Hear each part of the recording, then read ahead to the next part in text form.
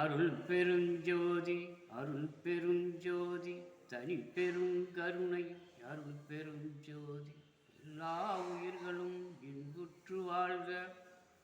சாமி, இன்னைக்கு மகான்கள் பற்றி எத்தனை சொன்னது? மகான்களை பற்றி பல தடவை சொன்னாலும் ஒவ்வொரு தடவையும் ஒவ்வொரு மகான்களுடைய வரலாறுகளை தனித்தனியாக சொல்லி வருகிறோம். அதனால் மகான்கள் என்றால் எல்லாரும் மகான்கள் தான். ஆனால் ஒவ்வொருவரும் ஒவ்வொரு விதமாக நடைமுறையில் நடந்து வந்திருக்கிறார்கள். அதனால் ஒவ்வொரு மகான்களுடைய கருத்துக்களை தனித்தனியாக பிரித்து சொல்லிட்டு வருகிறேன். இப்பொழுது சொல்லப்போகிற வரலாறு என்னவென்றால், மகான்கள் ஆங்காங்கே தங்கிய உலக நாடே மகான்கள் இருந்தாலும் தமிழ்நாட்டிலே அதிகமான மகான்கள் தோன்றி மறைந்த இடம் தமிழ்நாடு. அந்த தமிழ்நாட்டிலே பல இடங்களில் மகான்கள் வனங்களில் வாசம் பண்ணி கொண்டு இருப்பார்கள். ஆங்காங்கே உட்கார்ந்து அவர்கள் என்ன செய்வார்கள் என்றால், உலக மக்கள் எல்லாரும் இன்புற்று வாழ வேண்டும் என்று சொல்லி அந்த நிலையில் அவர்கள் வாழ்ந்து கொண்டு இருப்பார்கள். அப்படி இருக்கும்போது அவர்களுக்கு ஒவ்வொருவருக்கும் ஞான திருஷ்டியில் இன்று மக்கள் பல வகையில் அவதிப்பட்டு கொண்டிருக்கிறார்கள். இவர்களை எல்லாம் திருத்துவதற்கு என்ன வழி என்று சொல்லி அந்த ஒரு இடத்திலே எல்லாரும் கூடுவார்கள். அந்த கூடும்போது என்ன செய்யலாம் மக்களுக்காக என்று பேசி முடிவெடுப்பார்கள். அப்படி முடிவெடுத்த போது அந்த மகான்கள் எல்லாம் கூடி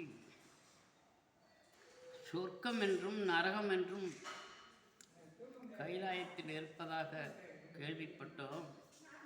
ஆனால் அங்கே சொர்க்கத்தில் இருப்பவர்கள் எப்படி இருப்பார்கள், நரகத்தில் உள்ளவர்கள் எப்படி இருப்பார்கள் என்பதை போய் நேரடியாக பார்ப்போம் என்று சொல்லி மகான்கள் எல்லாரும் கைலாயத்துக்கு சென்றார்கள்.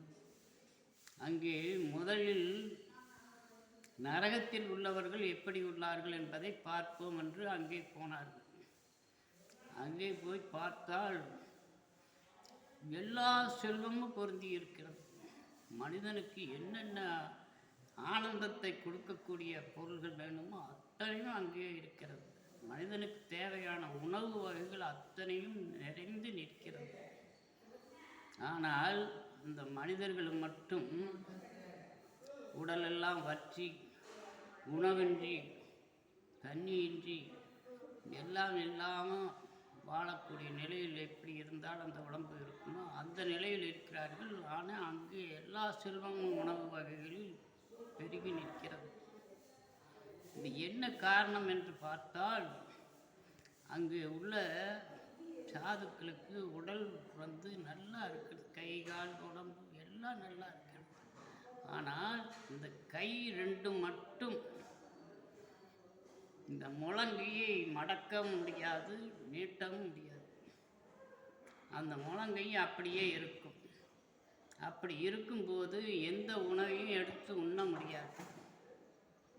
அப்படி உண்ண முடியாமல் தான் அவர்கள் உடம்பெல்லாம் இழைத்து கஷ்டப்பட்டு கொண்டிருக்கிறார்கள். இதனால் தான் இப்படி உணவின்றி நீரின்றி நிலையை அற்று இருக்கிறார்கள் என்று சொல்லி மகான்கள் வருத்தப்பட்டு, சொர்க்கத்தில் உள்ளவர்கள் எப்படி இருப்பார்கள் என்று பார்க்கலாம் என்று போனார்கள். அங்கே போய் பார்த்தால் எல்லா செல்வம் இதே மாதிரி இருக்கு, அங்கே ஒன்றும் குறையில்லை. ஆனால் அவர்களுக்கும் இந்த கையை முழங்கி மடக்க முடியாது, எடுக்க முடியாது, ஒன்றும் செய்ய முடியாது.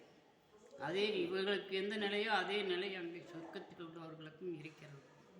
ஆனால் அவர்கள் நல்ல உணவு உண்டு, நல்ல ஆரோக்கியமான உடம்போடு வாழ்ந்து கொண்டு என்ன காரணம் என்று பார்த்தால், தன்னுடைய கையால் தான் சாப்பிட முடியவில்லை என்றால் பிறருக்கு உணவு ஊட்டுவது, எதற்கு உட்கார வைத்து ஒருவருக்கொருவர் உணவை மாற்றி சாப்பிடுவது, அவர் கையால் இவர் சாப்பிடுவதும் இவர் கையால் அவர் சாப்பிடுவதும், இப்படி ஒருவருக்கொருவர் மாறி சாப்பிடும்போது ஆனந்தமாக உணவருந்தி உடம்பு ஆரோக்கியத்தோடு இருந்தார்கள். அப்படி ஒவ்வொரு மனிதனும் ஒவ்வொருக்கும் கொடுத்து, தன்னால் முடிந்த உணவை கொடுத்து, உடையை கொடுத்து, என்னென்ன உதவிகள் செய்ய வேணுமோ மக்களுக்கு உதவிகளை செய்து வந்தால் நாமளும் ஆரோக்கியமாக இருப்போம். மற்ற நம்மை எதிர்கொண்டு இருப்பவர்களும் ஆரோக்கியமாக வாழ்வார்கள்.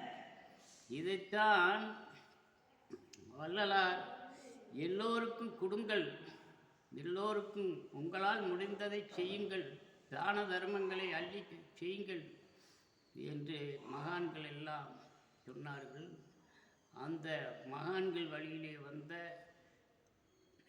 நாம் நம்மால் முடிந்த தர்மங்களை செய்து என்னென்ன உதவிகள் செய்ய முடியும், கையாலோ செய்ய முடியக்கூடிய உதவிகளை கையால் செய்து, பணத்தால் செய்யக்கூடிய உதவிகளை பணத்தால் செய்து, உணவால் செய்யக்கூடிய உணவை எல்லா மக்களும் பகிர்ந்து கொடுத்து, தனக்கென்று வாழாமல் வாழ்ந்தால்